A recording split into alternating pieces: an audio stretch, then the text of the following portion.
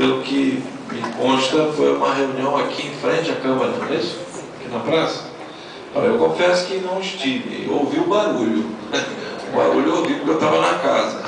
Mas não vejo nada demais, eu não sei, talvez vai querer prestigiar o evento, né?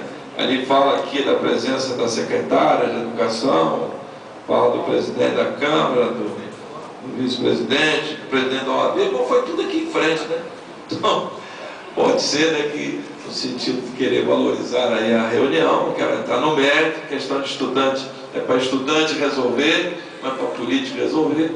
Eu não vejo nada de mal. Foi aqui na praça, aqui em frente, ouviu o barulho. Provavelmente o presidente da OAB, Felipe Stefano, pode ter estado ali vendo.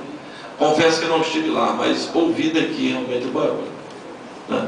Mas está aí, fica aí a colocação feita pelo novo presidente da FEC, tenha sucesso e conte com essa Casa de Leis aí para apoiar, como já aconteceu em outras oportunidades.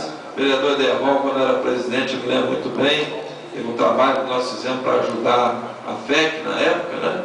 Até mesmo ajudar financeiramente, para que a FEC pudesse melhorar. Infelizmente, aí, não vamos entrar no mérito dos estudantes, como diz estudante, tem que cuidar de estudante, né? Que faça o melhor para a nossa cidade, que é o que os representantes dessa Casa de Leis querem para os estudantes.